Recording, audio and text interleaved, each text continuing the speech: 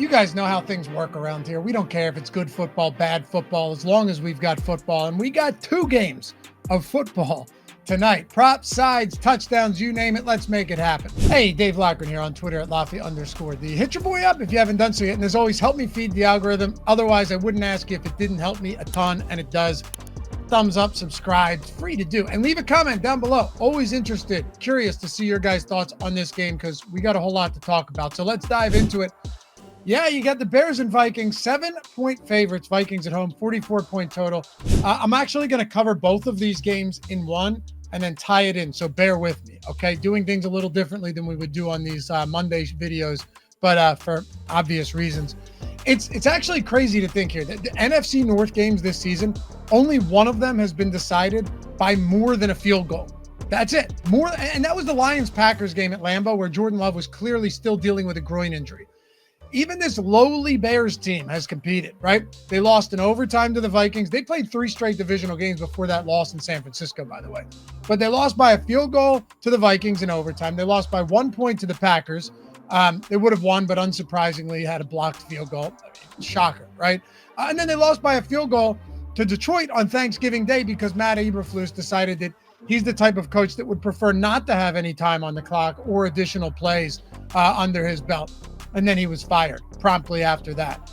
But, you look at a team that started the season off 4-2. Things were looking up with the rookie quarterback, kind of an upstart Bears team. They've since lost 7 straight games. It's been terrible. 3 of them divisional spots, all by 3 or fewer points. I'm still having a tough time, though, wanting to jump on this Bears team. Like I talked about it in the Picks for Every Game video. I know a lot of you guys watched that drops Tuesday night. And I said if I had to bet this, that I hadn't bet it yet. If I had to at the time, I'd grab the Bears at 7, but that's a Picks for Every Game video. You have to give leans there, and then we really hone in on our favorite spots. In a spot like this, though, with 2 games on Monday night, we've had a lot more time to digest all of this throughout the week as we close out Week 15. I just don't know if we need to pull the trigger. And now with the Lions lost to Buffalo, right? And the Lions just losing 2 more of their best defenders, one to a broken jaw for 6 weeks and another to an ACL for the season. The Vikings have a real shot. If they win this game, they're now tied for first at 12-2 in the NFC North. I would assume that the Lions hold the tiebreaker for now. They do. But that doesn't mean anything as we still have 2 weeks to go. There's another way I think we can play this, though, instead of laying a touchdown on the Vikings. So let's head to Las Vegas, where we've got the Falcons laying 6 on the road, 44.5 game total. How do you guys feel about a little 6-point teaser here? Lay 6 on the Falcons, right? Lay 6 on the Falcons. That doesn't feel good, okay? They don't have a touchdown pass from their quarterback in 4 straight games. It's like a 0-8 touchdown to interception ratio. But this Raiders defense has been abysmal. The pass defense has been abysmal. And on top of that, Antonio Pierce just finds ways to lose games. I'll do you one better, though. Their pass rush, which was supposed to be the strong part of their defense, has really struggled. And now Max Crosby's done for the year, about to undergo surgery on his ankle. That kills them. Their best defensive player is now out for the year, and a team that already couldn't generate a ton of pressure. There's still a lot of potential potent weapons, I should say, in this Falcons team. Even in an ugly game with their backs clearly up against the wall because the Bucs got another win, crushed the Chargers in LA yesterday, they should be able to sneak out a win here. And if you guys tell me down below, let me know in the comments where you stand on these games, on Desmond Ridder revenge. Because you know what? If you want to call it a revenge spot, fine. But you generally have to be somewhat competent in order to enact revenge. And yes, Kirk Cousins, the turnovers have been a real issue. But Ridder's no stranger to making terrible, costly decisions throughout a game. Like, he had 12 interceptions and 12 fumbles in 15 games last year. He's already fumbled 3 times this year. And none of the games he's played have even been starts. So let's tease it. 6-point teaser here. Get you to half a point get you to 1 point on the Vikings, and it gets you to a pick'em on the Falcons.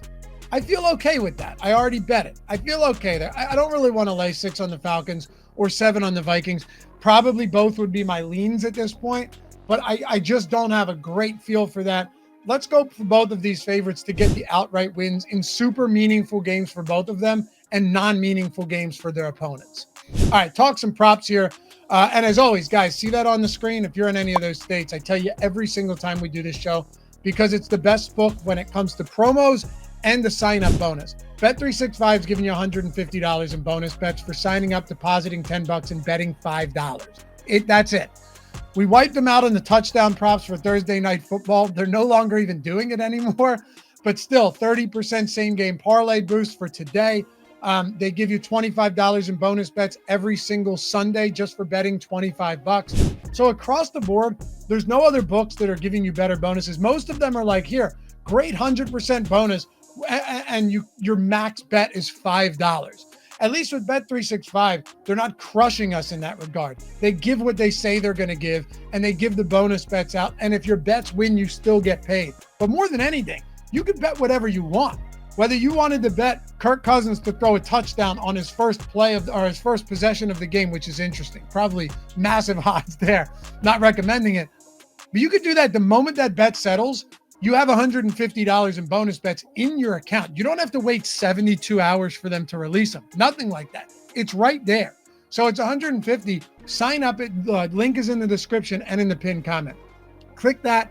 Instantly verify yourself in a minute. Deposit 10 and only bet 5 of that if you want to get 150 in bonus bets and the same game parlay for tonight. The 25 in bonus bets they give out every Sunday for those slates on top of that. It's a great, great offer and the best bonus bet solution that you're going to find with any book that you're not currently on.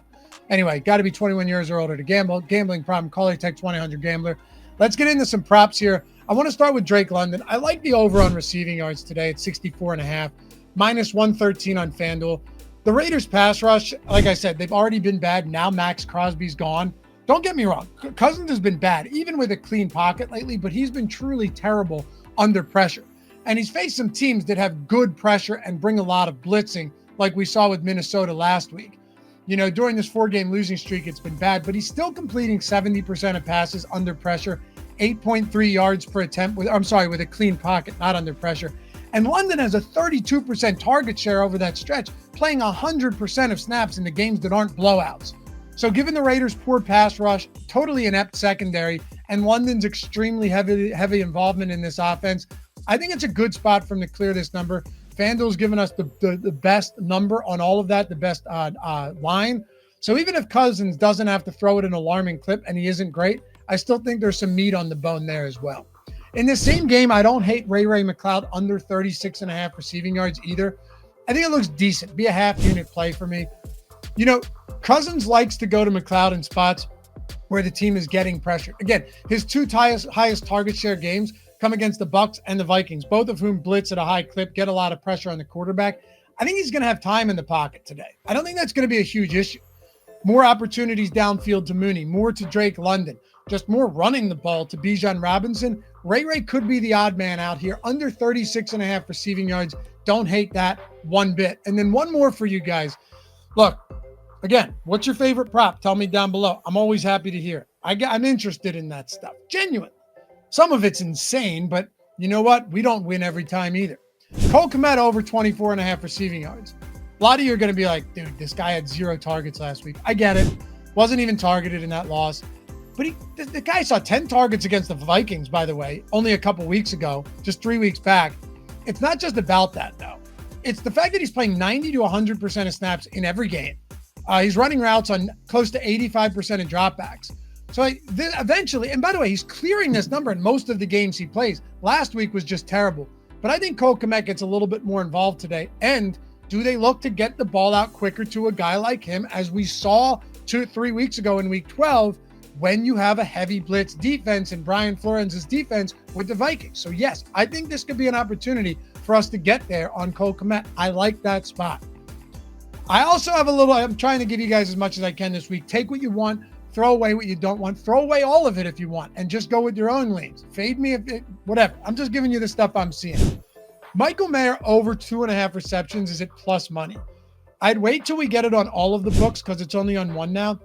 But pay attention to some of these Michael Mayer props as they come out. Don't bet it yet. It's not just that he was heavily involved last week with 7 receptions on 9 targets and 81% of snaps. But also, Ritter targeted him on 5 of his 18 attempts when he came in relief for Aiden O'Connell. And the Raiders have effectively just gotten rid of the third receiver position altogether. So would it be crazy to see another 80+% of snaps and a bunch of routes run for Michael Mayer today? I don't think so. And Ritter seemed to have somewhat of an affinity for this guy late in the game when he took over. So right now, anything over 2.5 receptions is going to be plus money, but I think we might get bigger plus money on it as the day goes on, depending obviously on what time you're watching this.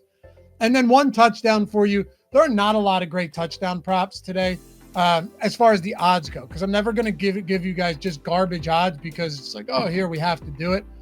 We didn't hit on Thursday because there were 0 touchdowns scored. Kittle got us that over longest reception on the first drive, though, which was nice. But I like Aaron Jones at -110 on FanDuel, and I'll tell you why. The first reason is pretty simple. If you look at this on some sharp books, Pinnacle, -131. Caesar's not saying sharp, but -140. DraftKings, -125. FanDuel's giving it to us. Circus at -125. FanDuel at -110 today. And I know that the season has been up and down for Jones, the fumbling problems, all that stuff. What about the fact, though, that red zone rushing attempts, even with Cam Akers being involved, still on the season, 36-5 for Jones. How about inside the 10? Akers has 0. Jones has 21. He has 12 at the goal line. Akers has 0. -110 against the Bears team that's allowed the 5th most rushing touchdowns to opposing running backs, has more injuries on the defensive line and can't stop the run to begin with. The -110 is just a good number for us on Aaron Jones, and I'm going to take advantage of that. Anyway, appreciate you guys hanging out. Longer video than usual, but 2 games, and I try and give you as much as I can. We'll see you back here tomorrow. Picks for every game in Week 16, and then Thursday to break down Thursday Night Football. You guys have a good rest of the day. Peace.